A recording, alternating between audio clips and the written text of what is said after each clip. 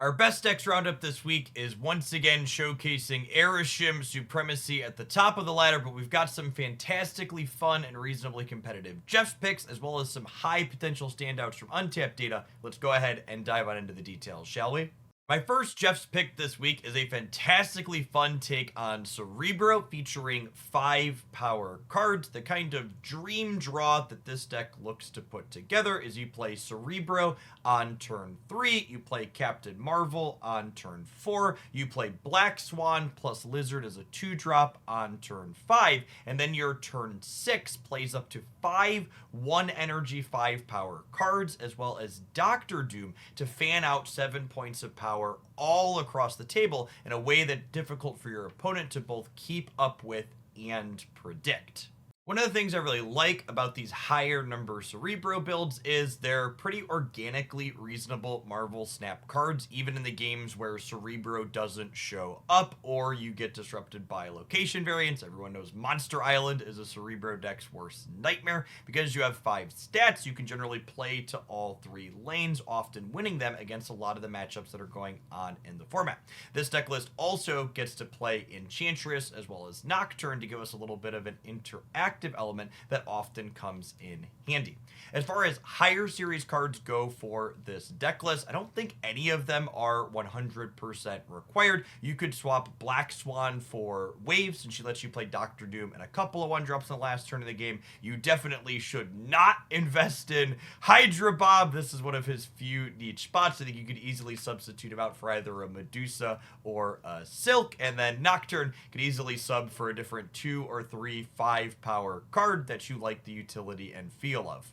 My second Jeff's pick this week is an old favorite of mine. It is a Sarah Black Knight variation. This deck list has a phenomenal mixture of both interactive disruptive elements thanks to Shadow King, Luke Cage, and US Agent being able to disrupt what your opponent has going on, as well as good raw point slam power output thanks to Valentina, often making things that make Scar cheaper, or Ghost Rider or Black Knight generating large numbers for minimal cost. Sarah kind of ties the whole room together by letting us conceal exactly how much our output range is going to be on the final turn of the game. We could be slamming Ghost Rider plus a 20 power Ebony Blade. We could be playing a singular large card like Scar, as well as a flurry of interactive cards, and often it's just difficult for your opponent to predict exactly what we're going to do, especially because this deck is an off-meta threat right now. As far as higher series cards go, I think Black Knight and Scar are the must-haves for this deck. They give you big stats that don't really have clean replacements. Valentina could be subbed out for another card that gives you a 10 power stat stick at a reduced cost, such as Cull Obsidian or Crossbones, and then US Agent could be substituted for something like Maximus that you don't mind slamming on the last turn of the game as a 1 energy pile of stats. As we move on to our high potential category, we've got a couple of deck lists that have really promising stats, and albeit smaller sample sizes on Untapped so far. They could be the next big thing if they keep it up. The first of these is a Athena Mr. Negative deck. I had worked on variations of this archetype after Athena release, and I think they're not only a lot of fun, but also pretty powerful. The basic idea here is that we have access to those Mr. Negative nuts draws where you flip your deck on turns 3 or 4, you draw a bunch of powerful inverted cards like 0-5 Iron Man and Sage and even Arnim Zola, and you blow your opponent away without them knowing what your output range is going to be. But this archetype is also not a one-trick pony. Thanks to the extra energy that Hope Summers provides and the cost reduction that Ravonna Renslayer can add to the board for us, this deck list can also make reasonable consistent numbers on the back of Athena, Kitty Pryde, and that same Iron Man and Sage that also work well with Mr. Negative. As far as higher series cards go, I think the low-cost ladies are pretty important to this deck, i.e. Kitty Pryde, Athena, and then Ravonna and Hope for cheating on energy. The other higher series cards like Darkhawk as well as Sage can be substituted out for other things that work well with Mr. Negative, although it is worth noting if you're missing Darkhawk in your collection, your Arishem matchup is going to suffer a little bit. Our second high potential deck list this week features the goodest boy in Marvel Snap, Lockjaw, as well as Thanos. This is a deck list that definitely loved the Mockingbird nerf, pushing her up to 10 points of power, means she's bigger when she flips out of Lockjaw, and she serves to make Scar cheaper, letting you slam even more point sticks on the last turn of the game. Her increase to 6 cost is an upgrade with Kyera as well, because she's now indestructible when she's on the board with this ongoing effect. As far as higher series cards go in this deck, I would say Thanos, obviously, as well as Mockingbird and Hope Summers are the three most important to have to get the most power level out of what this deck is looking to doing. Jeff, as well as Kyera, can be things like Armor or Cosmo that can serve to protect your big things or just provide good utility. Call Obsidian can sub out for another 10 power card like Crossbones, and then Blob and Scar be other generically big things such as a Doctor Doom or a Magneto or even a Red or regular Hulk. Our top performing and most popular categories are mashed up again this week as Arishem continues to dominate, occupying about 30% of the metagame depending on how you slice the data on Untapped, with this incredibly toxic variation featuring Leech, Dr. Octopus, Alioth, and even other tech cards like Rogue and Shang-Chi having solidly the best performance.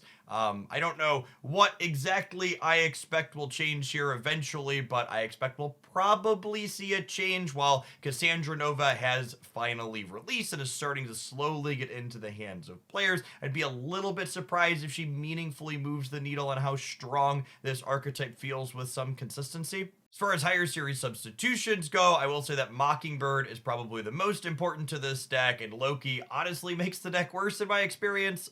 Blob and Alioth are definitely replaceable. You could substitute them out for things like Magneto or Red Hulk or their big 6 energy cards that you top off your curve with.